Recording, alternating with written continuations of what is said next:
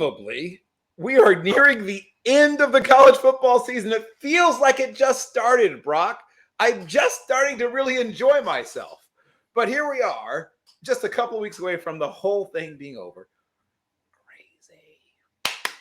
But we will not go without a fight, because the last few weeks could be the best few weeks of the college football season. Tell me, what do you know now that you didn't know before? Last week was an absolute game changer when it came to the current landscape that is college football. When we talk about national championships, the playoff push, things like that. And I've been on the I hate Brian Kelly train for, I would say, since at least 2008 when he left Cincinnati before the Sugar Bowl matchup against Florida. And he proved me absolutely wrong. He and the LSU Tigers had a well-earned victory against the Alabama Crimson Tide that has completely turned the college football playoff landscape on top of his head. Not only that, Georgia beat Tennessee pretty handily, to say the least, down there in Athens. TCU right now is still undefeated. They have a big matchup this week against Texas, which I want to explore a little bit more as we go on to this show. Michigan sits at number 3. We're waiting for the big game. Ohio State, Michigan to kind of determine what's going to happen over there, especially when it comes to the Big Ten championship game. There's just so much going on in the world of college football that it's so hard to keep up with. But there's 2 teams I want to highlight real quick that have flown under the radar, and 2 quarterbacks that have really flown under the radar. First one is going to be University of North Carolina. Mac Brown has gone there. We all expected UNC to be really good last year. They're the number 10 team in the country coming to the season. It really didn't work out. Sam Howell left. We didn't know where they were going to go from here. And right now they're sitting, I believe, again at the number 10 spot in the country. I could be wrong on that. Or that might be like between 10 and 15, whatever it is. They only have 1 loss in the season. They're in the easier division in the ACC. And if they go on to the ACC game, there's a good chance they're going to play Clemson, who did lose to Notre Dame this week. So that does hurt UNC's chances of making the college football playoff. But the chance is still there. Drake May has had a phenomenal season so far. What can you say about that kid that hasn't already been said? Just so many top performances. The other team I want to highlight is going to be a big matchup this week. Top 25 matchup. Tulane versus UCF. Now, we've been talking about John Lewis for a very, very long time, but there's another quarterback on Tulane's side. I got to pull his name real quick. Michael Pratt. Yeah. I've been a fan of his for a long time. I really started to fall in love with this kid last year against Oklahoma when they had to move the game from Tulane to Oklahoma because of a hurricane. He absolutely balled out. Great mechanics, everything you want in a quarterback he has. I think he's been absolutely doing a lot of great things for the Green Wave. Tulane's 8-1 as well. Now it's going to be harder for a non-Power 5 school to make the college football playoff having 1 loss, but they're another intriguing team to watch out for, especially if they beat UCF. Yeah, well, first of all, I'm going to agree with everything you said, which is always fun. It's fun when you agree. I would like to point out a couple things. Now, once again, this is where I have the advantage of being old. So I am now scouting another generation of Mays. I've got to watch Mark May, who at one point was the leading passer in Carolina history. Of course, those records have been wiped out of the books many years ago. His father was 6'4", 204 when he arrived there at Chapel Hill. Drake is about the same height, but a little bit heavier, thanks to, quarterbacks lift weights nowadays. And his father had a big old arm. I remember Mark May maybe having, to that point, the strongest arm in Carolina history. And there's a very famous pick, not famous, but if you are like me and you're a weirdo and you like troll through pictures on schools' websites. Last year, while Sam Howell's still there's a picture of Sam Howell watching Drake May throw the football going, ooh. Like, you can see Sam Howell like, oh, that's different. Like, I can't throw the ball like that, So, and once again, I'm not about to compare him to like Justin Herbert, but I'm going to say that he is on a Herbertian trajectory. He has incredible knowledge of the game for someone so young. He has exactly the right physical frame. I mean, it's basically the ideal quarterback body already, and he's 19 years old. Like I said, the son of a legendary quarterback, at least in Carolina, legendary quarterback. And I mean, his potential is virtually limitless. Yeah. He could literally be the number 1 pick overall at some point. Yeah, that's exactly where I see him being. Maybe not next year, but maybe in 2 years' time when he's a junior, if he's still in college.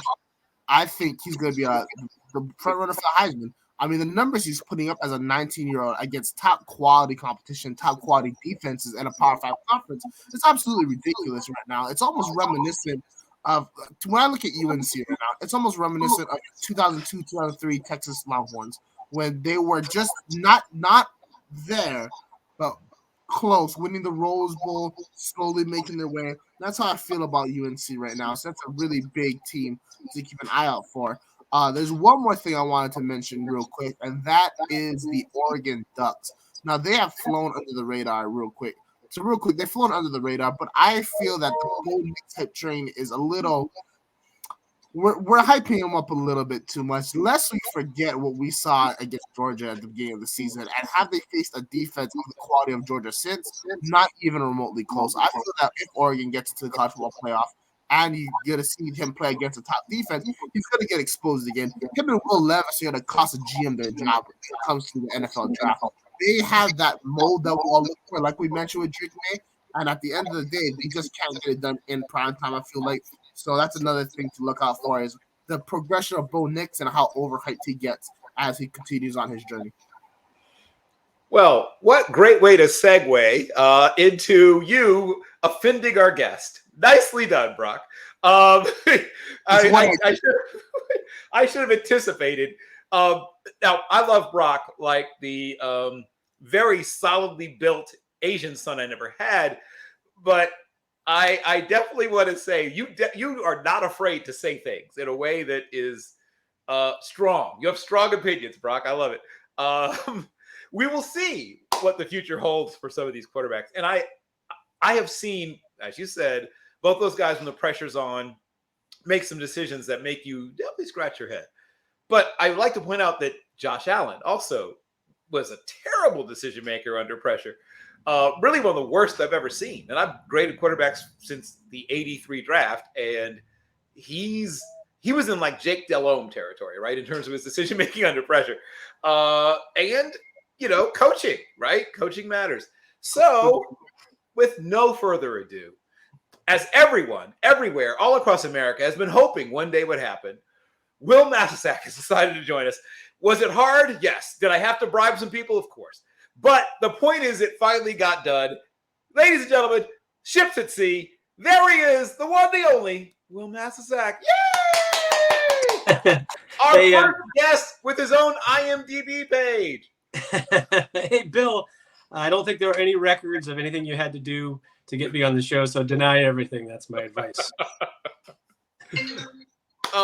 This is a wonderful moment because I have long been a friend and admirer of Will, partially because he still plays high-level competitive football. I don't know about high level, but yeah, I'm still playing. Higher level than I would attempt to play at this point in my life. I'll put it that way. I'm the kind of guy that like jumps in, plays a couple of series, is like, oh, everything hurts. You kids have fun. So I give you full credit for playing full games, apparently multiple full games. Unbelievable. Yeah, 3.5 hours every Sunday with the best Brooklyn pickup game that you can find. So how about that? With that kind of level. That's what I'm saying. That's somewhere between the XFL and the USFL from last year. No, up touch football, yes. So Brock doesn't know this yet, but Will and I have one particular predilection in common, and we watch a lot of NAIA Division III and Division II football, while almost no one else does. And it's because I get more excitement out of finding like 2 or 3 legitimate prospects who might be undrafted free agents than the people who watch nothing but the SEC all day long, watch the same 4 or 5 guys who are going to go in the top 50. I don't know why that is, why I get not bored exactly, but I feel like I can move on after I've seen the same 4 or 5 guys, over and over again. But I'll let you, because you're a man with a cornucopia of talents and interests. How did you end up becoming a person that started watching a bunch of players that nobody else cares about? It's a sickness, Bill. It's something genetically wrong with me, I think. I have a sort of a weird cast of characters over at SteelerFury.com. Been there for going on 15, 20 years.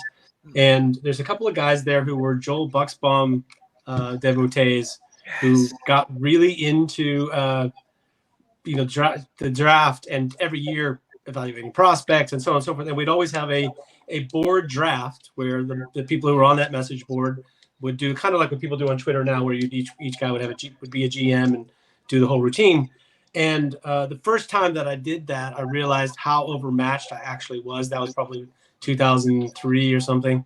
And I remember that I took a safety from UNLV who John Robinson called the best player I've ever had play for me in the history of my career.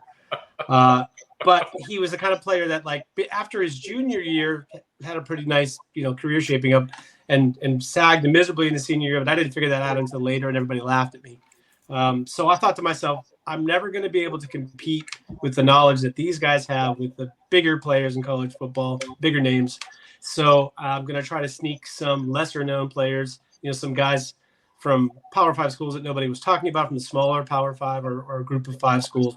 And then that devolved slowly into, well, let's look at the FCS, and then let's look at Division 3 and Division 2 sometimes. And I dig pretty deeply these days. Been a little bit busier in the last couple of seasons. During the pandemic year, I think I actually did a ranking for maybe 1,200 players. I think I did 900 last year, but of those 900, maybe that last 100 or so were just very cursory. But still, it's like, that's a lot of prospects to look at. And who's got time for that? Nobody's got time for that. I like how you said, it dropped off from 1,200 to a mere 900. Yeah, well, here's the thing, though. Like, there's a lot of people who do excellent work, such as yourself and other, the people who are draft crazy on Twitter. Matt Alkier is a name that comes to mind, who put up film and cut-ups of players and sort of simplify the process of getting to the nitty-gritty on guys. That definitely helps. Corey Karbowski, you remember Corey? Corey is the what do you call that? The precocious young player for Southeast Louisiana who's got a budding draft career ahead of him. And he and I now for the last couple of years have sort of bandied together. Like, I will send him guys, hey, look at this, or what do you think about this? Or give each other sort of cross-check opinions. And that actually has really expanded the process too. And I get, frankly, I get tipped off on guys by you as well. I mean, Bill Carroll is the man when it comes to these smaller school players, especially HBCU, which here in New York City, I don't get exposed to the way that I could perhaps if I lived in the South. Sure. So that's definitely a thing that, it's good to know. It's good to know people whose opinions you value, who are interested in different parts of this, right? Something like that. I appreciate that. And Medgar Evers is the only, I guess, sort of, well, there's 2 junior colleges, I guess, that sort of qualify, but neither of them plays football. They both play basketball, that are considered HBCUs in the tri-state area at all. New Jersey has 0, I think. New York is Lincoln HBCU? Lincoln is an HBCU, but it's in Pennsylvania. Yeah, I know, but I'm saying that might be the closest one that I personally know. That plays football. You're probably right. Yeah, it's probably the closest football playing HBCU to where you are. And shout out to Lincoln, where my wonderful, beautiful mother completed her college education. So the Lions. So let's do a little talking. So Brock, I have hogged Will for long enough, and I already knew Will, so I should have let you go first, but I was selfish. So I will let you have at Will Masisak. Well, can I just talk about for just a quick second about the bigger school? I never get to talk about big school prospects because everybody's always that's what we love. Taking the oxygen out of that. But there's a couple of guys that everybody knows the Jalen Carters and Will Andersons of the world. I'm actually maybe just a step below that is a guy that I just started hearing people talk about in the last month or two. Brian Brisset from Clemson. I know that you're a Clemson fan, right? But and who recently lost his sister. Yeah.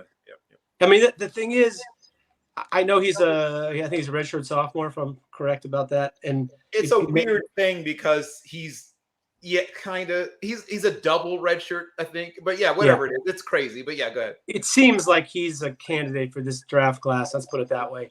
And if he is, he's going to be the second defensive lineman off the board for me personally. And I just feel like I'm looking at Cam Hayward as somebody who's a Steelers fan and watches that show every Sunday. He seems like a similar kind of, size, technically, built a little bit like him, has a similar kind of play style. And I feel like those guys are not necessarily the most heralded when they come out, but man, you're happy when your team has one. And I felt like that's a guy that, I don't know what you guys probably have seen a lot of Clemson football and seen him play. Am I wrong? I don't know if he's quite as athletic as Cam, but he's even bigger, right? He's already bigger than Cam. But I think Cam showed up at the combine at 287, and Brian's already 304. They're about the same height. I think Cam Hayward were 6'3" and 3/8, and they list Brian at 6'4". We'll find out how tall he really is, obviously, when they measure for real. Well, he's the 2022 version. It just gets bigger and bigger as as time goes on, right? We used to be big people, Bill. I don't know if you knew that. Oh God! Like if you were 6 feet tall, I'm 6 foot, about 180 something. That used to be a pretty big normal human, and now it's like nothing. I'm like a little guy. Yeah, well, I still remember. I have a friend who is from Hawaii, actually, though he moved to Chicago when he was very, very young, and his family back home, they had recently moved. They were recently in Hawaii. They had come originally from China, Harbin Province. Shout out to my friend Anthony Ma, and he went all the way back to China for the first time in his life because he was actually born in the States. He had older brothers and sisters who were born in China. And he's a decent sized guy, but not huge. But his family back home in China were crowding around him and looking at him like he was a giant. And they said, like, how? So big, so big. And he said, hot dogs. I don't know if that's actually what it was, but yes, there is. You're terrible, Bill. I'm a bad person. I understand that. But Anthony is the one that told me this story. He should be also blamed at least a little bit. But You're the one that mentioned it, but that's beside the point. Of course, I'm the one who mentioned it. I can't very well call him and have him say the story. So I am a fan of Brian, and I think that Mr. Brzee will, in the right, and this is the whole thing. I hope he doesn't get AJ Epinesa, if you know what I mean. Mm-hmm. Sometimes people say, oh, if only you would drop weight and kick outside, you could make so much more money or make a bigger impact, whatever. And sometimes you are what you are. Like we all love projecting, right? Because it's so much fun. Well, this guy, but he's great at this, but what if he did that? Right? All that. Sure. Right? Sometimes you should leave a player what they are. Hey, some guys are just 4 eyes all day long. Let's let them do that. I think if the right team treats him the right way, he will have a very, very, very good career. Obviously, the Cam Hayward bar is a very, very, very, very high bar to reach. And I don't know if he will reach that, but could he be a guy who's a 7 to 8 year, pressure player, interior pressure player who occasionally in certain situations kicks outside and is sort of like a lesser Chris Jones? I could see that, yeah. Yeah, that's kind of how I see it. I mean, to me, that's a really, really valuable guy to have. Just planet theory. There's not that many guys that can move and are at that size. Correct. Okay, so as I threatened moments ago, I'm about to let the baby-faced assassin have his way with you. Okay, go ahead. What would you like to ask Will? Well, it is just like you, Bill, to introduce me as being a complete mean person, but I'm really not. I really want to hear you. But this has been a topic of immense debate between Bill and I for a long, long time. When it comes to the running backs in this college football class, who are your top 5? Ooh, that's okay. Wow. I mean, here's what I would say. I'll give you my caveat first. My caveat is I'm not so far along in running backs, and I'll tell you why. I feel like there's a big group of similar kind of talent level players. And to me, it's a position that in the NFL is less and less important. Yep. I was shocked. I read something. I don't know if it's true. 21 running backs were drafted last year. That sounds crazy, but apparently that's the number.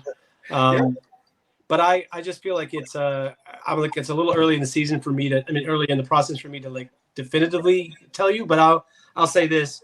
Aside from the two FCS guys I like, which I'll get to at the end of this segment, you're gonna have to help me a little bit on names. The kid from Syracuse. Yes. Sean Tucker. Yeah. Sean Tucker. No. Just take it. Take your medicine, young man. Take your medicine. Will, tell him how awesome Sean Tucker is.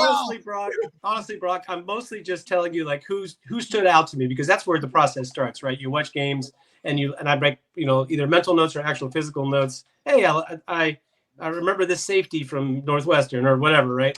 So I'm just telling you guys that have stood out to me when I watch games. Maybe just that I watched the right game. I watched him in a game where he looked good, and there are other times he didn't.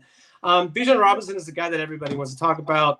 If you're not scared to death of drafting an Alabama running back ever again, and I actually like. I think there's actually two guys, Vaughn and somebody else from Kansas, that I think are maybe future running backs in the league.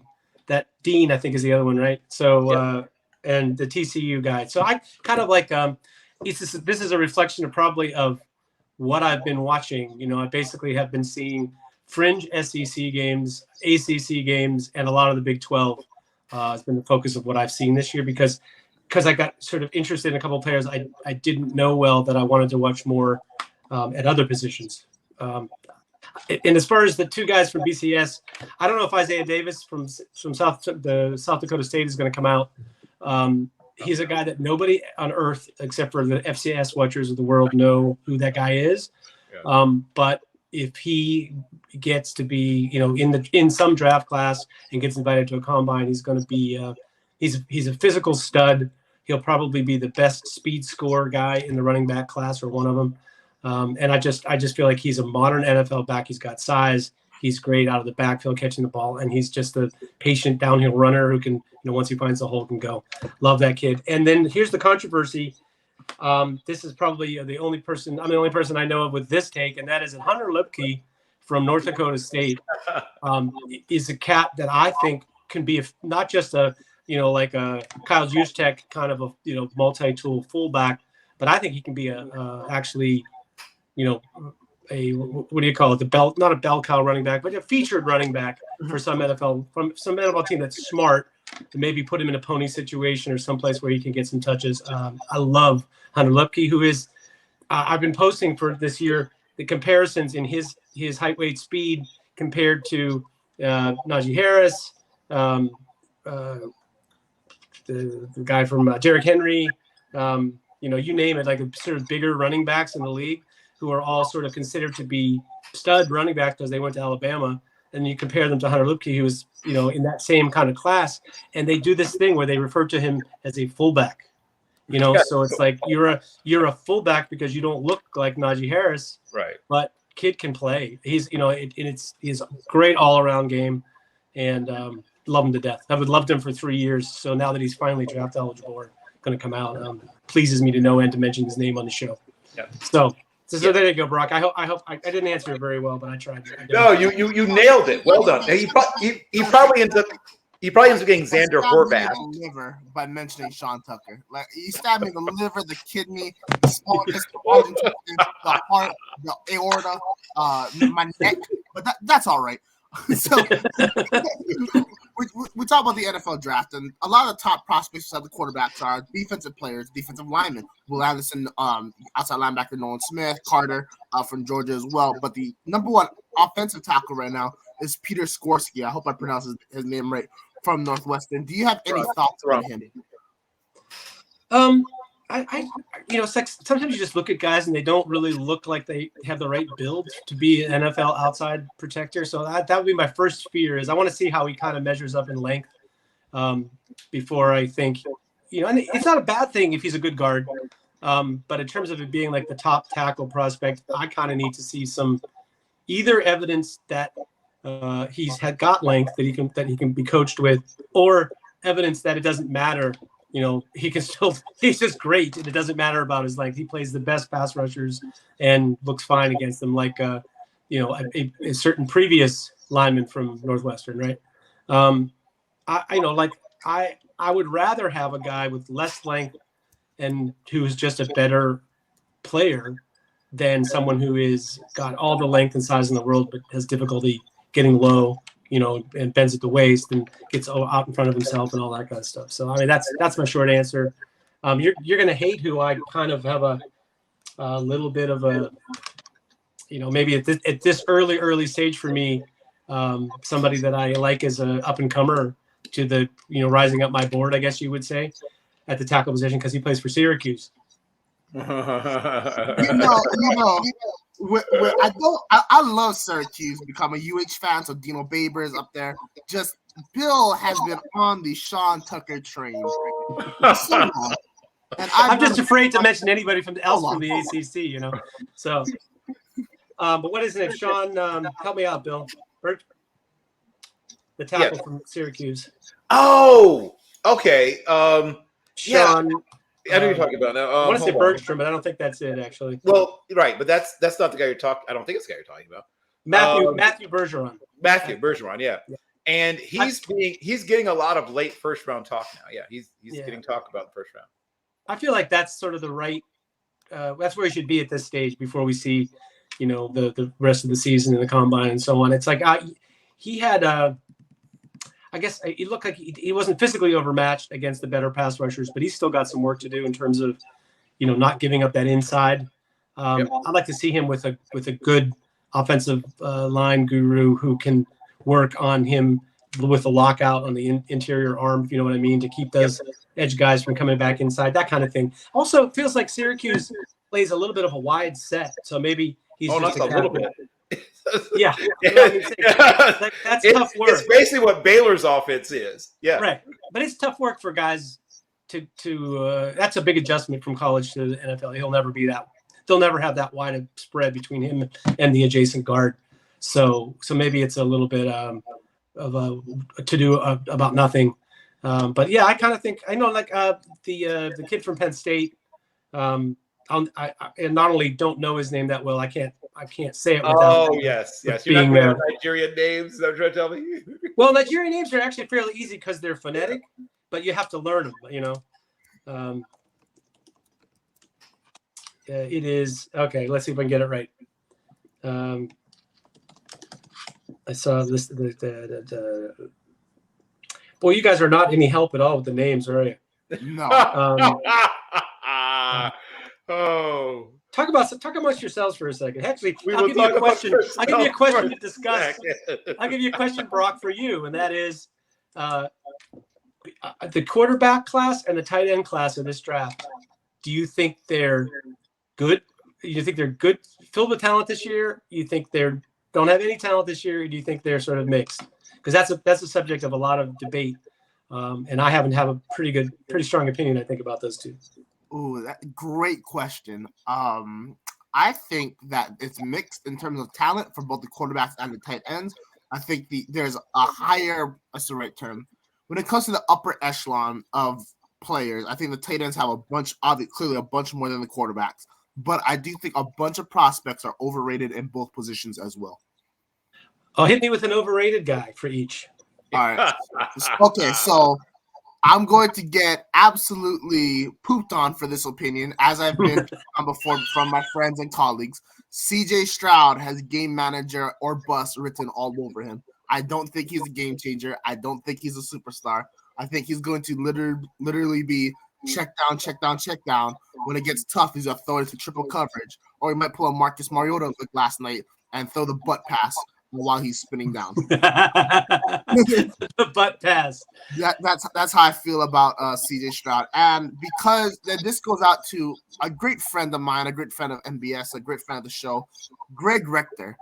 Michael Mayer has slightly above average written all over him. I don't think he's a first-round graded tight end, and I don't think he's going to have an incredible NFL career. He's going to have a good one, perhaps a Kyle Rudolph-esque career, but he's not going to elevate to the George Kittles or Mike Andrews or Travis Kelce levels in the NFL either. Yeah, I'm kind of with you on both of those. I guess I want to say about Stroud is it's just really hard to judge quarterbacks playing at Ohio State, where you have a better receiving core than most NFL teams do, playing against defenses that are worse than everything in the NFL.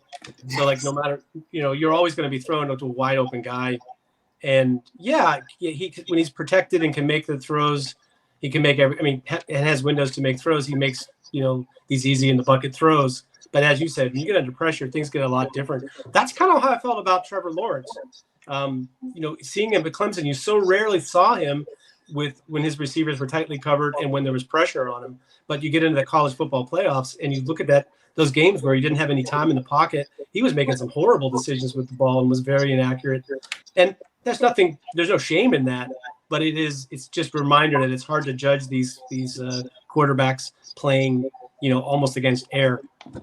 So I buy you on that one. And the tight end thing, I think Michael Mayer is he looks like a tight end out of Central Casting, which is why I think, and he plays for Notre Dame. Like right away, that's going to make you elevated to, the top of the pile.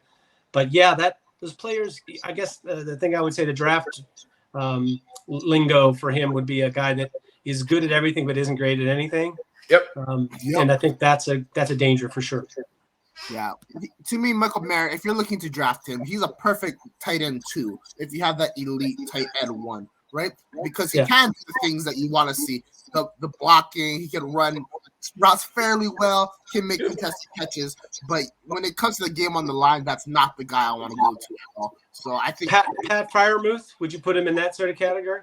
Ooh, I don't think he's a good athlete. I'm a big fan of Freiermuth coming out of college. I think Freiermuth's better after the catch. Well, but Freiermuth, I think, is in terms of in cleats and get on the field, is a better athlete. But I think Michael Mayer will probably test better. Freiermuth's testing was not all that great. But yeah, you're right. To the eye test and on the field, after he gets the ball, he does a little bit more with it. Yeah. I think Mayer's a better tester without a doubt because he has all the physical attributes. When you're talking about playing the actual game of football where he's blasted in the middle of the field, I gotta go with Freiermuth all day. I just don't feel that Michael Mayer has that it factor to him at the moment that makes you confident that he's gonna be a top level tight end or even a top 10 tight end in the NFL when he gets to the prime of his career. Okay, just for the record, I did pull up the name of the Penn State guard. Is that Olemiyu you're talking about? Yeah, it's Olemiyu. So Olemiyu Fashanu or what did you say? You said Fashanu. I've heard it pronounced Fanashu, but maybe it's Fanashu. Hey, either way, he knows how it's pronounced. But yeah, he's a player that it's intriguing because he's so young and he has prototypical size and length. He's 6'6", 310 or something. And you just got that long build. But yeah, he's a guy that is still in the stage of his development where he's a waist bender and he will reach for guys. Yep. And that's just sort of like you're rolling the dice with a guy like that because I bet you he's a cat. See, if he comes out early, he won't go to Senior Bowl, but he'll go someplace like Shrine where he'll get worked out against really good players, and you'll see in the one-on-ones he'll be hit and miss, but when he hits, he'll be really terrific. So yeah, but that would be a guy that intrigues me. I guess I would say I'm not ready. I'm not prepared to say I've seen enough of his tape to see both the good and the bad. He has a tremendous amount of upside, but he's so raw. You talk about somebody that like Duke Manyweather or whoever, somebody needs to get their hands on because he's capable of just absolutely erasing somebody good, like erasing them. But he's also capable of getting just flat out embarrassed at times. So yeah, he's got footwork things to work on. He's got handwork things to work on. He's fairly flexible, but as you pointed out, he gets too far out over his skis, right? You can go past him fairly easily. Get him coming forward. You hook that elbow in, right? It's fun once you get a guy moving, a guy that size moving, and his head is now lower, at chest level to you. Oh yeah, that's not what you want. So yes, I'm a big fan of his potential. I'm redshirt sophomores always scare me. I'm not gonna lie. Redshirt sophomores always scare me. I in my mind, I move them down a little automatically, right? I just he's played so little football. Yeah, there's a risk associated with that youth, and the fact that you have upside to develop is great. But yeah, there's a risk that maybe they don't develop ever. It's hard to say. Do you have any more questions for Will before we let him fire off a couple of quick takes and then give him his life back? Yes, one last one because you mentioned it before he came on. But what are your thoughts on Bo Nix and the Oregon Ducks right now? Man, the quarterback thing is funny, you know. Like Bo Nix has the profile. His career profile is like Kenny Pickett, right? So he's a cat that struggled to get it right for a really long time, and was just sort of like a mistake feeder. And you got the guy on the other side this week who's he's the poster child for this, Michael Penix. They're both those guys were like competing to see who could make the more ridiculous game gut wrenching turnover late in the game for most of their career. And now they have this resurgence out there in the Pac-12. So it's either that the Pac-12 defenses are not necessarily that good, or those guys are just getting older and smarter now that they've had 40 plus games underneath their belts. So for Bo Nix, I think there's a little bit more upside in Bo Nix than in Penix, but I don't necessarily think Bo Nix is going to be like a real, come in and shake up the league kind of a starter. I can see him now elevating himself into the back end of the draft and sticking with the team as a sort of a backup, and or maybe you get lucky with him and this proves to be a learning curve that continues to accelerate. But that's what worried me about Kenny Pickett is like if it takes you 5 or 6 years of college to get to the point where you feel confident in what you can do and how to beat teams and how to play, it's going to take you a while when you get to the NFL, and by that point you're 30 years old, right? So that would be my concern. But Bo Nix has tools, and I would rather have a quarterback that you have to hold him back a little bit than a quarterback that you have to force to throw the ball. Like that's always better to have somebody that's too bold than somebody that's not bold enough. And Bo Nix is certainly bold. Yes. Yeah. Bold Nix. Yes. And you mentioned the Mariota. We didn't mention Mariota by name, but you hinted around about Mariota. When you have that quarterback who is always afraid of making the big mistake, and of course you just said like it's such a fine line to walk between I've just killed the team, right? We had a chance to win and I took away that chance. And you see it happen week after week with some really talented quarterbacks who never quite understand that, hey, sometimes you just take a sack. Sometimes just throw the ball away. And that's when I realized that, you are world famous for your pinned tweet about Patrick LeVon Mahomes. When he began to realize I can just, throw this ball away. Hell, I'll even take a sack occasionally. That's when you realize this guy's going to make it. He's going to be all the things I thought he might be because he doesn't try to turn every play into a highlight reel. No, although the thing is with a guy like that, to me, what are you looking for in quarterback prospect? You're looking for a quarterback prospect who thinks he can make every play on the football field, but also has the arm and the talent to deliver and cash the checks that his ego writes. That's my famous line. And that's the thing about Mahomes is like, talk about bad decision football. You were talking about that earlier.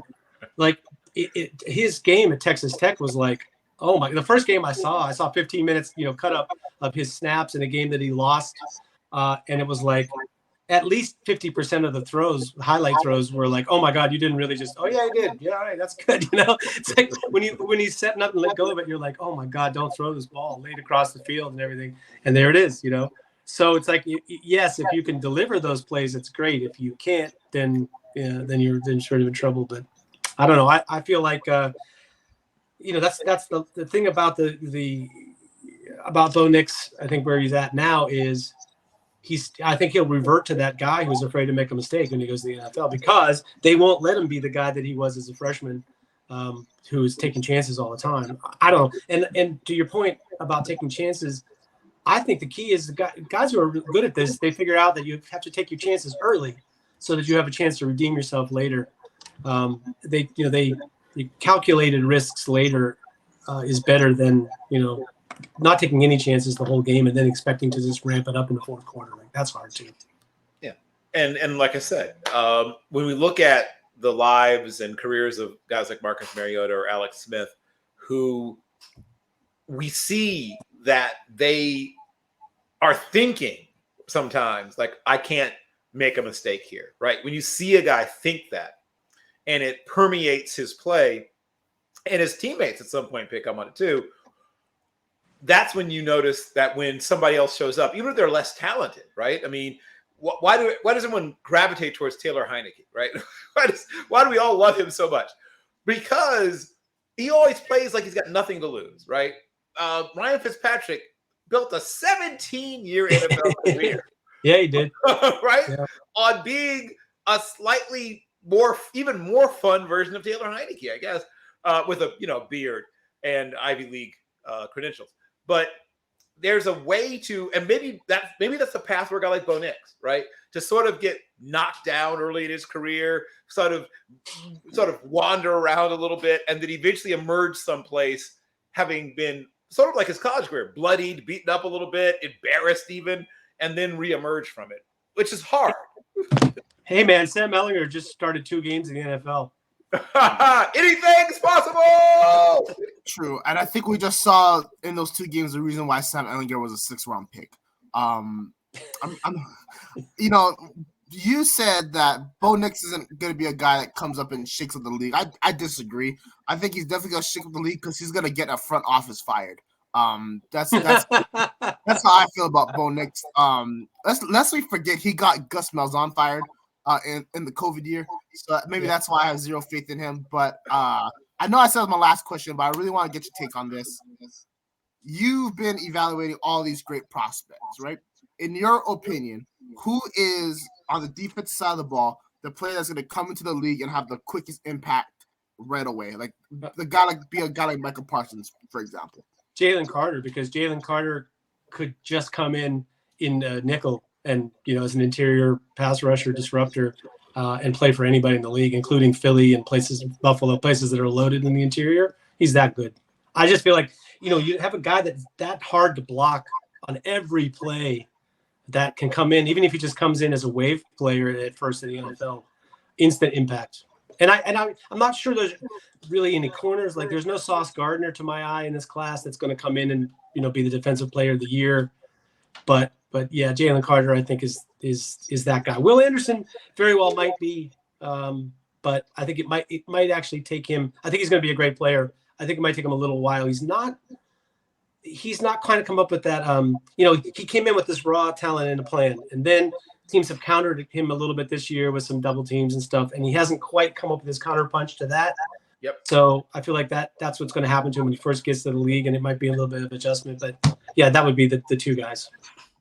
Will, we had a shaky start when you mentioned Sean Tucker, but you recovered very well. Everything you said lines up with how I feel.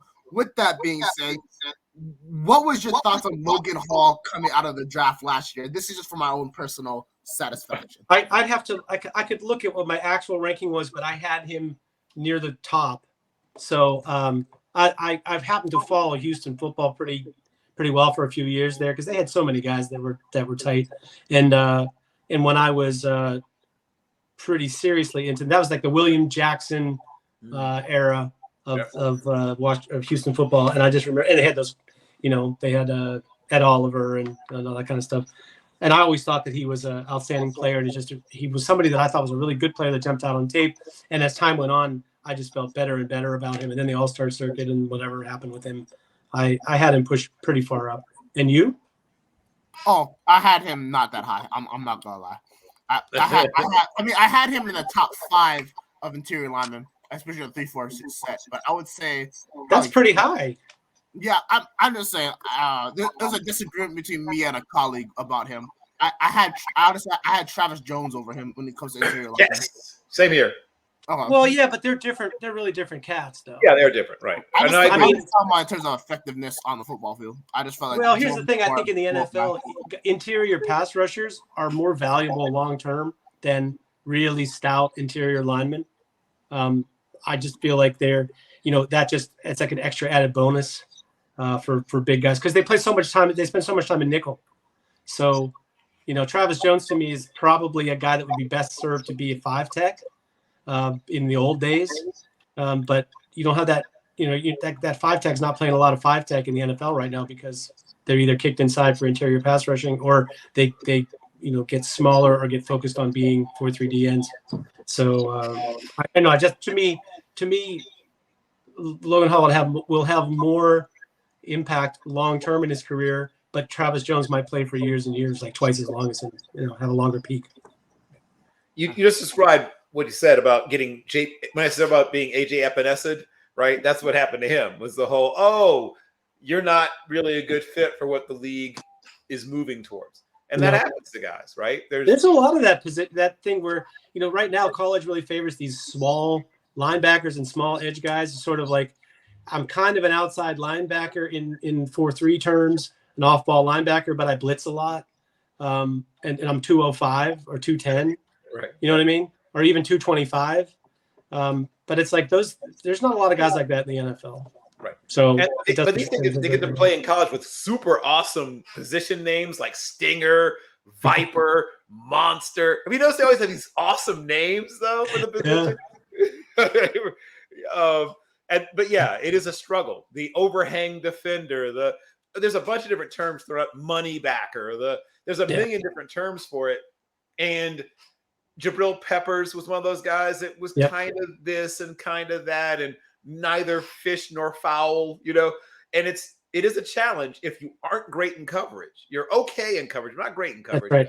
But you're a fantastic blitzer, but you're 208 pounds, you're 6 feet and a half inch tall, you're at 4.46, but you're not really great in coverage, right? So you're great going forward, but not great going back. No, see, to me, I judge linebacker prospects not on how they go forward. I judge them all on how they go backward, because I feel like there are just more guys that can play downhill. And so if you're looking for something that is, you need guys like that on your defense, but they're not nearly as valuable as guys who are pretty good downhill, but can cover in space and move backwards or whatever. And just quickly, I'll throw a name at you for your opinion, because in a way, I feel like he's the only guy in this draft who has what he has, and which to me is the more valuable set of skills in the toolbox for playing off ball in the NFL, and that's Deshaun Overshown. Oh, Texas. The Marion Overshown. Sorry. Yeah, Marion Overshown. That is a name I talked about for so long, right, Bill? You have. Well, have at. Enjoy.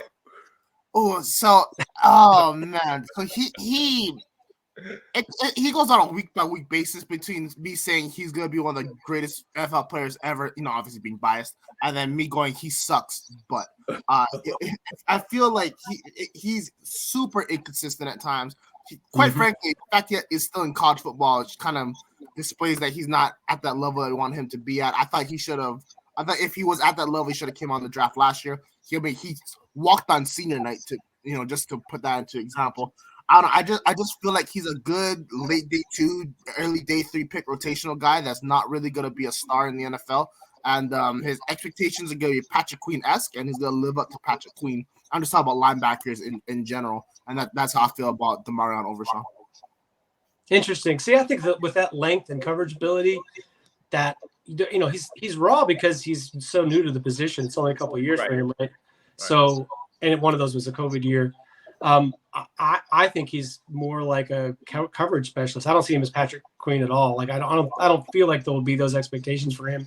I think he's closer to, not quite the same player, but closer to what Fred Warner does on the football field. Woo! Like Overshown, I think is a better blitzer than Warner and not as good in coverage, but I think he'll have that role, I guess is what I would. Yeah, my notes said Black Chad Greenway. But yeah, we're all kind of wow, we are all in different directions on it. Different directions. But that's what makes it fun. That's why you still have horse racing. Okay. Do you have a real final question for Will? No, I have 3 more final questions. Listen, I have like 18 final questions. Yeah, same here. We could do this all. As I always say to Bill, like once we get started, we could go for 3 days. Oh my God, it's awful. But you're lucky I don't have my 2022 favorite from your list of questions for Will. I know it's hard, but look at your list, Brock, and pick the one you most would like Will to answer. All right, fine. If I had to especially if it's about especially if your question is about the sleeper quarterbacks in this draft, because this is my favorite subject. But you can ask me whatever you like. Okay. All right. Let me go through my 2023 quarterback binder. All right. Last question. What are your thoughts on Jake Haney? Oh, that's an excellent question. There's a select list that I have every year, and it is the players that when I'm putting together my list for the draft, I realize they're underclassmen and aren't eligible. And I remember over the years some of the names that were on there. One that sticks out to me was like I think I had 2 pass rushers on when they were either freshmen or they're like their first game as a sophomore. One was the guy who's the All-Pro end for the Raiders right now. Max Crosby. Yeah, Max Crosby. Max Crosby, I think, had 3 sacks in his first game, if I'm not mistaken. And the other was Alex Highsmith. You know, just like sometimes you see guys, even when they're super and underclassmen. Xavier Woods was another one. So Haener was a guy that I had before the UCLA game that I thought, this is an interesting looking quarterback. And then his famous UCLA game where he got off the deck 4 times or whatever. I was just like, okay, I don't know how much real NFL future this guy has, but he's tough as nails, to coin a cliche. You're too young for this, but Bill will remember. I mean, I feel like some of my comparisons and like, when you see a player and you're like, boy, he really reminds me of such and such. Sometimes that's just like, there's some tiny trait, or maybe they look a little bit like him. This guy is the spitting image of Jim McMahon. So Jim McMahon, who was the quarterback of the famous 85. Yes. His size, his toughness, the way he wears his shoulder pads. Yes. He's freaking Jim McMahon. It just like the whole narrative of what Jake Haener does is so Jim McMahon-like. So I feel like that's a really good omen for a guy, because I feel like Jim McMahon he'd be close. He'd be on the top 3 list of most underrated NFL quarterbacks in history. I always felt that he got a little bit of a bum rap because he played with such a good team and had some injury issues that kept him from having a long career. But at his peak, he was a wonderful quarterback. So I think Haener is a guy that I've just said this, in terms of like the sleeper quarterbacks. There's a lot of sleeper quarterbacks this year that I like a lot. But Haener is one that I will A, root for, and B, I fully expect him to be one of those guys that gets action early, whether it's as a late round draft pick or maybe even undrafted, because of the way the league goes with size and style. He isn't the Lamar Jackson prototype of like the modern quarterback. So he may drop a little bit, but and he's not the biggest guy, but I like him a lot. Yeah. First of all, because I was bouncing around with a lot of like sort of all the classic undersized quarterback comparisons, and the guy that I was, once again, I was afraid to say it out loud, but he reminded me a little bit of Lynn Dawson, quite frankly. But obviously the game has changed in such a way that if Lynn Dawson was coming out now, people would not be high on Lynn Dawson. No. But I mean, his as you said, the toughness, he will just stare it down. I mean, people coming right at him. He doesn't flinch. He doesn't care, it seems almost sometimes, about people coming to practically crush him. And he'll just boom, like beautiful, it on time, in the hands of the receiver as he's getting just poleaxed over and over again. Honestly, plays against Hawaii and the islands. Then he's throwing dots to the ops. 6 interceptions in their loss last year. We'll quickly mention that real quick. I mean it's a sort of it's a subset. It's a what comes along with that sort of confidence and willingness to keep, no matter how hard it is to keep trying and not give up. Some of that opens you up to having games like that. Every great quarterback has had a game like that. Some of them are worse than others, but yeah, that's not a good thing. But I bet you there are. I remember seeing the game. I don't remember exactly anything good, but I bet you there's some stuff in that game that's still pretty good. Some of that's bad luck. Just quickly, you mentioned everybody talked a lot about the top 2 guys in this class, quarterbacks. Bill knows I love Will Levis. I don't know if Cameron Ward is in this class. He is. If Cameron Ward is going to come out in this class, he's 20 years old and is probably has the most upside of any quarterback in the draft. And so those are no brainers for this sort of sleeper quarterback. But the guy that maybe no one else is talking about, I'm going to go out on an island here with Jason Bean from Kansas. Yes. Yes. RG Green, light or light skinned if you prefer, but yes. Well, he's what's funny about him is he was known as a running quarterback. And I saw 2 weeks ago, he played in a game where they had a 40 or 50 mile an hour wind coming towards him. and he was throwing ropes like 50 yards downfield. Like the announcers were saying, well, they're probably not going to throw as much in this direction. And the next thing you know is like a deep out that was about 40 yards in the air, and then a 55-yard, very low trajectory throw to the post. I just feel like he's the arm and the talent and the running ability, of course, is all really good. He's just a guy not very experienced. This is really got about 6 or 7 games as a starter. So I think much like Cam Ward, there's a lot of upside left with those players, but they have maximum tools, great arms, great movement skills that fit the NFL style. Find it very hard to believe that he will stay under the radar for much longer. I just feel like he's a redshirt senior. He's definitely coming out, and he's going to get some attention. Yeah, that's the problem with Jason Bean is he looked really good at North Texas, then transfers to Kansas, plays a little bit, then he gets hurt, and we now have the emergence of Jalen Daniels, right? And then he goes to the bench. So you get it. The only time you can get a really good sense of who he is over a stretch of time is his North Texas tape. And I was a big fan of his at North Texas, and I wanted him to get a little thicker. Like I was like, yeah, that's not the frame you want. But, I mean, Bryce Young doesn't have it either, man. Right.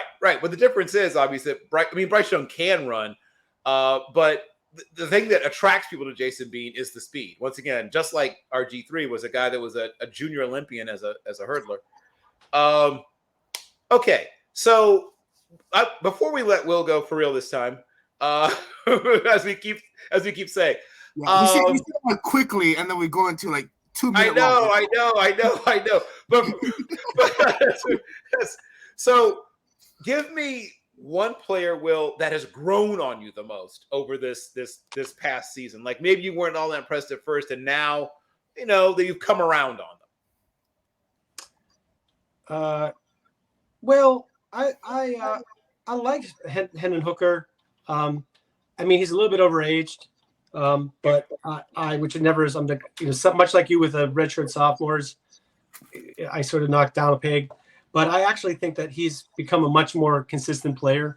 And I don't know that he's a guy that's going to wow you under pressure, but I do feel like he's got some tools in the toolbox, and I'm more impressed with what he's done this year than I was last year, even though he had a pretty good statistical year last year. That's sort of the first guy off the top of my head. I'm sure that I'm forgetting somebody. Must be because that just seems like a pretty obvious choice, which is unlike me. Save it. Sure. Save it for that. We'll bring you back. Save it for that time. Alan Hendon Hooker, right? His father, Alan Hooker. He's actually also Alan Hooker, but Hendon is his middle name. Was a guy that I was big on when he was back at Virginia Tech. I watched his father in college at A&T, and I was a big fan of his dad, who unfortunately picked the wrong time to be a black quarterback. But the things that I noticed this year is his growth in the pocket, right? He's much more able to stay in the pocket, navigate the pocket, and find players down the field. He's not great at using his eyes to open guys up, but he's starting to do it, right? He's starting to develop a little more eye discipline. But yes. So, Will, tell people where they can find your work and follow you and see all the amazing things that you are doing, sir. Absolutely. By the way, Dontavion Wicks from Virginia, there would be a guy that I just was not as high on at one time that I felt is now I sort of feel like I was moving up my ranks of wide receivers from the wide receiver from Virginia. Yep. SteelerFury.com is a site that is, basically mainly for devotees of the Pittsburgh Steelers, of which there are many, thank God. But it also has a lot of draft content. So in the off season, especially, we do a lot of draft stuff. I post articles on the front page. Corey Korboski also posting articles there. So that's a good resource. On Twitter, at Accidental Zen, and also at SteelerFury.com, but at Accidental Zen. And we're on podcast. We have, I've been on the Steeler Fury podcast since before certain guests of the show were born. 2008 was our first year podcasting, which seems like a lifetime ago. And that's also available on all your podcasting platforms. And I'm available on Bill's show once in a while. Yes. Excellent. And for those you should check out his other life. Will Masisak has a whole other life. He is the most interesting person in draft Twitter. He really is.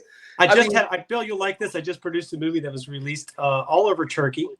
It's kind of a it's not an award winner, but it's a Turkish horror film of some renown, and that's the latest. Yeah. I just so you know, I will not be able to go to sleep tonight until I've at least watched one Turkish horror film, because I don't think I can. I've been places, I've done things, but I don't think I've ever watched a Turkish horror film, and now I'm obsessed with the idea of it. They're known for being a little on the hokey side. I'll just leave it at that. Yeah.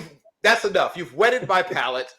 You have a brilliant tease. Fans of Turkish horror and the draft should be following Bill Masisak.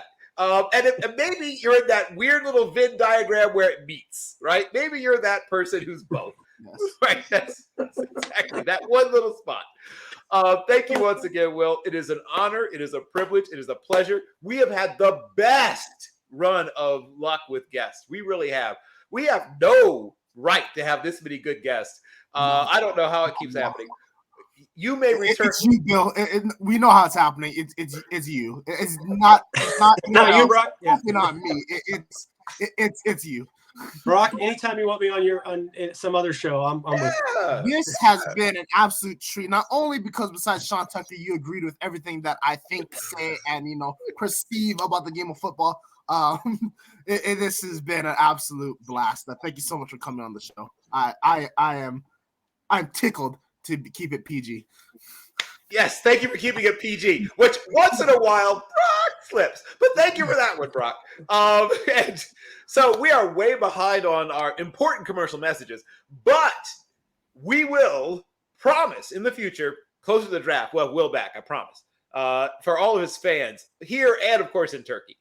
And so now it is time for you to watch this important commercial message. In 2006, we founded Yeti Coolers with a simple mission: build the cooler we use every day if it existed. One that was built for the serious outdoor enthusiasts rather than for mass discount retailers. One that could take the abuse we knew we'd put it through, out in the field and on the water. One that simply wouldn't break. We decided early on that production innovation would come from necessity and first-hand experience, not from market research and data analysis. Today, Yeti products perform when it matters most.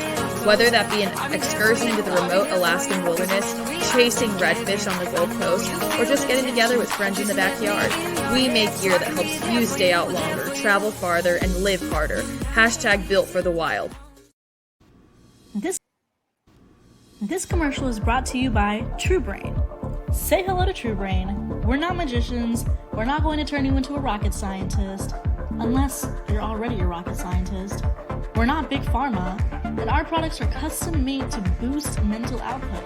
We empower people to do their best thinking. Enjoy 40% off site-wide. Vitable takes the guesswork out of feeling good. Get your own personalized daily vitamin pack safely delivered to your doorstep every month. Take their online quiz to find out which vitamins and minerals can support your personal needs based on your own diet and lifestyle. # only what you need, nothing that you don't. All vitamins are manufactured in Australia at the highest quality standard. Ingredients come in the best form for their absorption by your body. Enjoy 40% off site-wide using code NBS40 at checkout. Are we talking fast? Yes. Why? Because we're way behind. So we're going to blow through commercials in about like 30 seconds. That's how behind we are. We gotta catch up. We're a little behind, but guess what? It was worth it because Will Masisak is awesome. Okay, so really quick, Brock. We're going to do a very abbreviated version of our usually long and drawn out X's and O's section. I'm just going to hit you with 2 quick overlays. Here's one. Boom shakalaka. So we talked just a moment ago about the proliferation of these hybrid defenders. So you'll see that there's 3 traditional down linemen. There's a 4-eye, there's a 6, and there's a 9. Your best pass rusher is out there at the 9 tech, what they call the wide 9. Though I guess 9 has to be wide. There's no such thing as a tight 9. But yes, he's out there. Why they say the wide part, it's really kind of redundant. But okay. You've got a traditional free safety. You've got a rover. And you can even, the stinger who's here is very close, sort of hugged up into that gap, could also be deep middle. could also be out here. Well, you can't see where out here is, but could be out here over top helping a corner on a guy who's really fast. The stinger can go pretty much any place.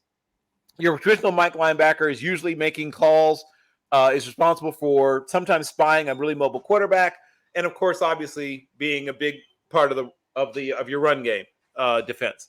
Okay, I'm gonna hit you with another quick one, and then I'm gonna let you do whatever you're gonna do. Is this the one I'm thinking of? Is it not? Maybe. It should be one other one. So, once again, everyone steals from Saban. That's what I've come to realize. Is I've looked at a bunch of defensive coordinators. They have co-defensive coordinators. Maurice Crum Jr., who is the son of, Maurice Crum Sr., who was a terrific linebacker himself at Miami and for about 6 or 7 years in the NFL. His son had a cup of coffee in the NFL and then knocked around, I think, the arena. No, not arena. Yeah, that might have been Arena League. But ended up going into coaching in 2012 as a graduate assistant. Has risen quickly up the ranks. 10 years later, he's now a co-defensive coordinator at a big time school in the SEC at Ole Miss. Once again, you're going to creep up, right, and bail, right? Creep and bail. Why are you doing that? Because you're trying to make the quarterback think he can't throw the ball someplace but can throw another place. Your free safety is going to try to steal an interception at some point by starting up here, right, near the line of scrimmage, and then at snap or right before the snap starts bailing. And then you've got a strong safety who, if he reads run, is going to come up here and try to, whack somebody in the alley, right? The alley you always hear about. That's the alley. And that's where running backs, if there isn't someone there, make big yards. And then, obviously, if there isn't that coming, he needs to bail, and get depth as well. He might try to rob a post. Your free safety might try to take away some of those things that you're trying to do over here, like flag routes, like your deep over routes, and even things like, a skinny post, or not skinny post, a post corner. Thank you. That's what I'm talking about. Routes that you might try to take away using that. Okay. So in the run game, because you only have 3 down linemen and either 2 or 3 linebackers, depending upon how you count the box, because the stinger is going to go various places. Viper, stinger, monster, all the cool terms. So this is a team that is similar. We talked about DJ Durkin, and he was the D coordinator until really just right before this year. He leaves right before the summer camp begins. Originally, it's Chris Kiffin, right? The brother of, son of Monty and brother of the head coach. Briefly says, yes, I'll take the job. He's the D coordinator for literally 3 practices. And he realizes, go back to the NFL. And he did. He goes back to the NFL. And it's not a controversy only because his big brother is the head coach. And so he just elevates Chris Partridge, right, who had previously been the secondary and the safeties coach, and then also brings in Maurice Crum from Western Kentucky. Western Kentucky obviously plays in a pass-happy world because they themselves are one of the pass happiest, and that conference is very pass-happy. So they're thinking pass, really taking away pass first. Can they be taking advantage of the run game? Well, at times, yes. But tell me about how you would attack this multiple speed-based defense. Literally what you said. Run the football. Okay. I'm not trying to simplify complex. It's okay to simplify. But you literally hit it on the head. Western Kentucky literally had the best passer in the NCAA last year in Bailey Zappi. They played a pass-happy conference. Their opposing team in state is Mississippi State, who runs the air raid. Where Ole Miss is literally surrounded by pass-happy teams. This is not the Alabama of old. They're a pass-happy offense now. LSU is a balanced offense, but they love to put the ball in the air, whether that be on short passes, long handoffs, whatever it is. To me, there's 2 things you got to run with this kind of defensive front. That's halfback counters with pulling guards, and right at the middle with what am I trying to say? Basically just slant left, slant right, and counter with pulling guards. You really want to make all those linebackers, all those hybrid safety, whatever you want to call them, crowd the line of scrimmage and then have to make a play on the ball. A lot of teams like these, honestly, I'm not trying to discredit anyone because to play the game of football at the D1 level is an incredibly hard thing to do. And you need to love the game of football to be able to do it.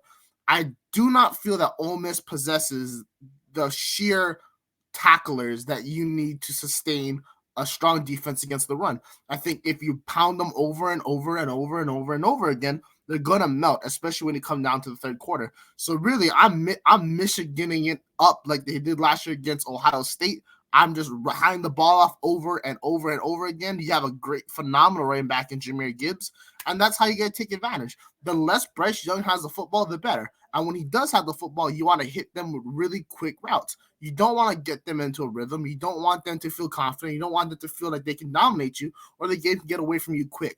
What they love to do and what a lot of NFL teams love to do now is that they crowd that line of scrimmage and they love to bail out on those passing plays. Well, guess what? There's no bailing because we're going to run the football right at you. We're going to send all our 5-star offensive linemen who are going to be hands in the ground, leaning forward. You know what's going to come, and you're going to do nothing to stop it. We're going to put our helmets right in your chest. We're going to run you over, and we're going to run to the end zone over and over again. And to me, that's how you beat a defense like this. You know, DJ Durkin's defenses might be killer. Get it? But that's not. I know. I don't like DJ Durkin. He should not be in college football at all. He is literally his defenses are literally predicated on being able to get ahead of you in the chains by pass deflections and gap assignments and making sure that there's no space on the field for you to throw the football, or you throw the football into where you think is the opening and then they counter with the free safety, whatever it is. We're just gonna run the ball at you, and that's how we're gonna win. At least that's the way I want to go at it. Yeah, the thing I would say about when they moved on from Durkin and brought in Partridge and Crum, Maurice Crum Jr. Everyone says it became more fun. They have a bunch of interviews with the defensive players. DeAndre Price, their best corner, a couple of the defensive linemen, all said it's more fun to play defense in the Landshark defense now. I don't know if that's really a commentary directly about Durkin, but apparently they've simplified certain things and it's just more fun, is what I've heard under Partridge and Crum. A lot of the schematics are still fairly similar. And once again, as I said, everyone steals from Saban. But they play a lot of – the one thing I think he's moved away from is Durkin would occasionally move towards a traditional 3-4. That's completely gone. There's no 3-4 anything left. It's either 3-3-5, 3-2-6, or occasionally 4-2-5. And that's pretty much it. I've seen them move guys around, but it's those basic alignments, either 3-3-5, 3-2-6, 4-2-5. And as you said, that is the weakness, right? If you can move people around and you can just come downhill, you're going to do some damage against 207, 208-pound guys who are hybrid players who suddenly are getting hit in the face with a 317-pound guard. Okay. And, when you run the 3-3-5, you're really predicating it on the outside linebackers being able to come in quick. They're not going to come in quick, running the ball this way. Like lest we forget, those 3-down linemen are not incredible 3-down linemen when it comes to talent in college football. Right? They're not going to be able to sustain getting double teamed for 3 quarters. Not going to be sustained being blown up and having the guard pull off to the linebackers. To me, you only lose this game if you start to be fancy. Just be Marty Schottenheimer. Everyone wants to talk about Marty Schottenheimer in the playoffs, but in the regular season, he was great because he knew what he needed to do, which was run the football. Just run the football, and life is going to be so much simpler. Especially when we look at the reverse, right? Because we're not talking about Ole Miss's offense versus Alabama's defense. Yeah, Alabama's defense is giving up some big plays to Jalen Daniels and LSU and to Hendon Hooker in Tennessee. But Jackson Dart in that Ole Miss offense it's not to that level. Jackson Dart I'm sorry, he's not that great of a quarterback in my opinion. I think he's good. I just don't think he can continuously put the ball on the money, run the football, control the clock, and get out. I think they're in Oxford. So get out of Oxford with a comfortable 13-point victory. That's all you got to do. Okay. We have one segment left, but before that, hey, you know what makes a great stocking stuffer? It's too early to talk about Christmas, but we're doing it anyway. I'll tell you what this does. The Team Nuts and Bolts Sports Store is officially open. Log on to www.teamnbsmerch.com HBCUteam.com and get your t-shirts, hoodies, polos, all sizes available. Once again, log on to teamndsmerch.com. Get yours today.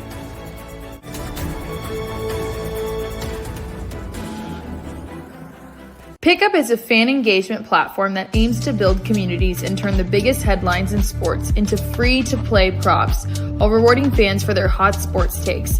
You've likely seen their props on Nuts and Bolts Sports and some of your other favorite online publishers and leagues like USA Today, NASCAR, Flow Sports, and others. Simply make your pick on the Pickup prop and verify your pick by entering your phone number, which you will use to track your picks. Accumulate points and exchange for prizes in their marketplace. Their merch ranges from Fanatics gift cards, cross nets just in time for summer, dugout mugs, and more. Make your picks ahead of the draft now.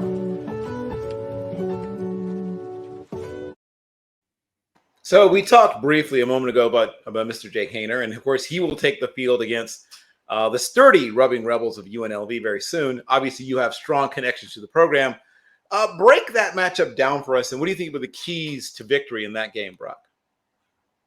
So, I think personally, Marcus Arroyo is coaching for his life in this game, and it's sad to say because this wouldn't have been something that we would have been saying maybe a month ago because UNLV was absolutely rolling, but they've suffered some really poor losses of late, and Jake Haener has come back from injury last week against Hawaii. Put up a phenomenal performance. It wasn't even close by the end of the first quarter. When I look at this game, I fear that we talked about this off camera, and I agree with your assessment. This game is going to be close into halftime, and then something's going to happen. UNLV is going to make a mistake, or they're going to just get behind the chains. They're going to punt more time than they should, and Fresno State is going to build up an easy 17-point lead, and they're going to coast to victory. At least that's the way I see it. Maybe UNLV gets a late touchdown to bring it into 10. I don't know. I don't see a scenario. I hope I'm wrong. I just don't see a scenario for which UNLV is able to pull off the upset. Gotcha. I'm going to talk about one or two other games. So Michael Penix and Bo Nix, of course, came up briefly because we talked about Washington, Oregon. And I'm not going to call for the upset. One, because I'm kind of a coward. And two, because Washington does have some definite flaws. And unfortunately, their flaws are in places where Oregon should be able to exploit said flaws. But I think there's going to be some fun and exciting football played. Kalen DeBoer is obviously a head coach who Fresno State fans have knowledge of. I was not always a fan of his in his days at Fresno State, to be perfectly honest. But it seems like he's been helpful to unlocking Michael Penix Jr. Michael Penix is a guy that has kind of a long, whippy motion, but a strong arm. He's a good athlete, though he's been beaten up. He's also 24 years old, which is not awesome. If you are in the talent evaluation business, you would like him to be not as old. Or he might be 24 yet, but I think he turns 24 before he would start his first NFL game. This has been good games, though, traditionally. I mean, going back to how far back you want to go. They usually have really, really good games. I think that one of the keys of the game will be, I mean, we talk about throwing the ball a lot, but one of these teams is going to do a really good job of running the ball. And I think that team is probably Oregon. I think Oregon is going to get some big runs, like not just, moving the chains, but, 30, 40-yard runs. And I don't know if that is in the books for the Huskies. And I'll mention special teams. I think that one of these teams is going to have a big special teams play, whether it's a long field goal or a blocked field goal or a blocked punt. And once again, I have a little more faith in Oregon in their special teams than I do in that for Washington. I think this will be a very close game. I think Oregon prevails near the end. I think it's probably about a 6-point game, maybe a little less. Somewhere between 4 and 6 is what I see going on there. Is there another game? Yeah, go ahead. No, I was going to say, just real quick on that game, I think you're absolutely right with your assessment. But I just want to shout out two running backs from Washington real quick. Cam Davis, I believe his name, and then Wade Talapapa. I believe both of them are transfers. They had incredible starts this season. They kind of slowed down of late. Didn't have their best performances against UCLA and some of the big games against UCLA. And there's another one they played against recently, which they really underperformed as well. Kalen DeBoer was a hire I wasn't too sure about for Washington. But wow, has he shut me up real quick. This is going to be an intriguing team to watch as they go forward, especially with the new transfer portal. I think Washington, they're emerging a little bit more than I expected. I expect them to be a title contender in maybe 2 to 3 years because, wow, they have sped up the rebuilding process at a level that is fairly impressive. Yeah.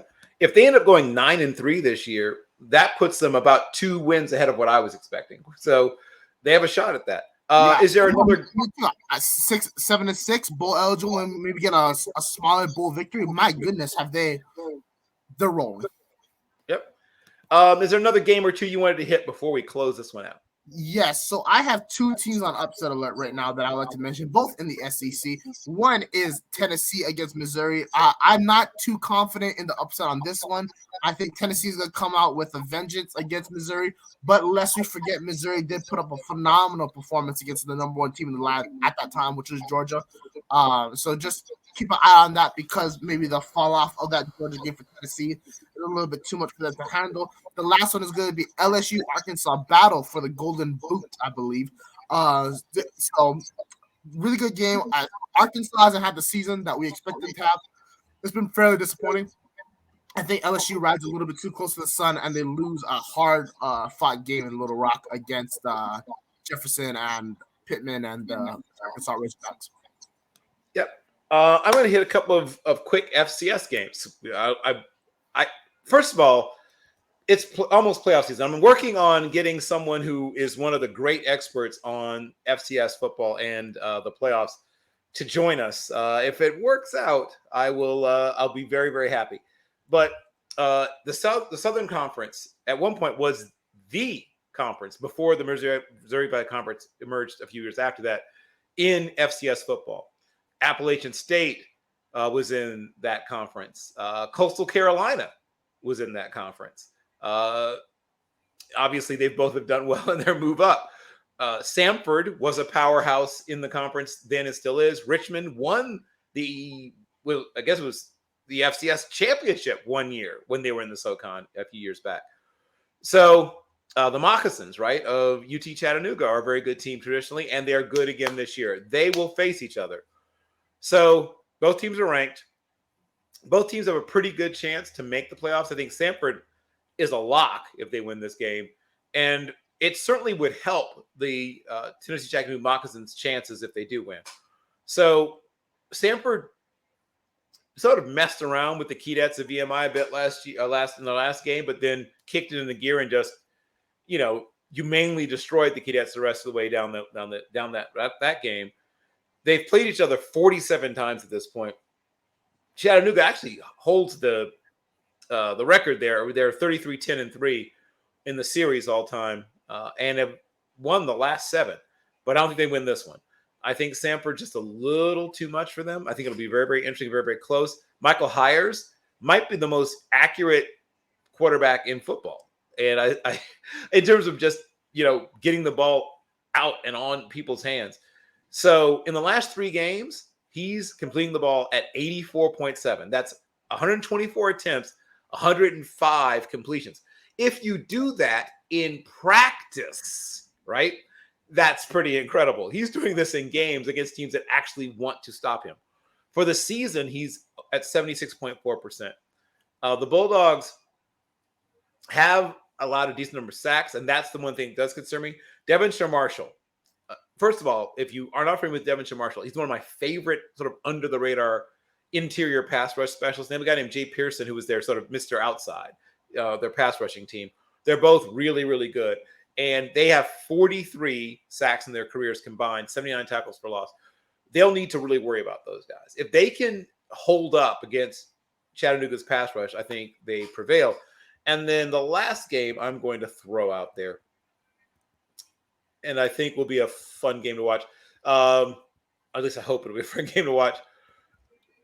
I think that in the SWAC, the other FCS game we'll hit on is Alabama State, which is right now 6-3 and 4-2 in conference, which is Florida A&M, which I'm still trying to make my brain remember. They're not in the MEAC anymore. They were in the MEAC forever. And they're still the only HBCU ever to win a 1AA, which now known as FCS National Championship. In fact, they won the first one. after they first broke off and created the 1AA division. But they're 7-2 and 5-1. So obviously they can lock up the east side of the SWAC if they win. It opens the door to sort of anarchy, however, if they lose. The defense of Alabama State, it's clearly an offensive versus defense kind of thing. The defense of Alabama State is the strength of their team. Demetrius Davis is a good player. Their quarterback is a solid player. He's passed for at least one touchdown in the last 3 games. But they have a committee, sort of everyone touches the ball kind of offense. Their quarterback is a guy that runs some and passes some, but he doesn't pass a lot. He passes, about 188 yards passing, but he's a good runner. They average about 131 yards rushing as a team, sort of spread evenly. The quarterback runs, the running backs run. Nobody dominates anywhere on offense. It's very different. Now, Jeremy Musa for Florida A&M is one of the best passers in the SWAC and has had some great games in his career. They average 387 yards per game. They're a more explosive offense. They are good on the road. They're 2-1 on the road this year. I just feel like they're going to end up prevailing. I think they probably score about 27 points in this game. And I feel like they win this game by right around a touchdown. But I really think that if it'll come down to defense, can they get a strip sack or a tip ball interception? Because that's what Alabama State's going to need to win, because they just don't have a big play, explosive offense. Okay. Is there anything else you wanted to hit on before we leave this place, sir? Nope. Just want to thank Will one more time for coming on the show. This was a lot of fun. And I want to thank you, Bill. You keep saying, I don't know how we get these phenomenal guests. It's you. Like I mentioned this 8 times, but it's literally all the people that you've known and relationships you've grown over the years. This has been a fun show to be on. Can't believe we're almost done with this college football season. I mean, week 10, 11 already? 11. Oh. Where does the time go? How was week 11? Oh my goodness. How? And there's only 3-4 weeks left in the regular season before we get into conference championship and bowl season, and it's November already. Thanksgiving's in a couple of weeks, which means that the final end of the season. Right. Army, Navy. So that'll be one where it's all X's and O's because it's the only game. So yes. I'll let you choose if you want to be offense or defense, or which team you want to choose. Hopefully you'll choose Navy, but I'll leave it up to you. Oh Lord. Oh, Navy's gonna have a revamped offense if I'm in charge. Now that'll be interesting to see, because how would you make it work with their personnel? I don't know. You'll figure it out. But once again, I also would like to thank Will Masisak. And hey, I mean, if you don't get in to see Wakanda Forever, instead tell your date you have a little surprise, and instead surprise them with a Turkish horror film. Once again, I cannot thank Will enough. Brock, as always, is a pleasure, an honor, a privilege. I cannot wait to do this again with you in 1 week. And hey, we did a show. See you soon.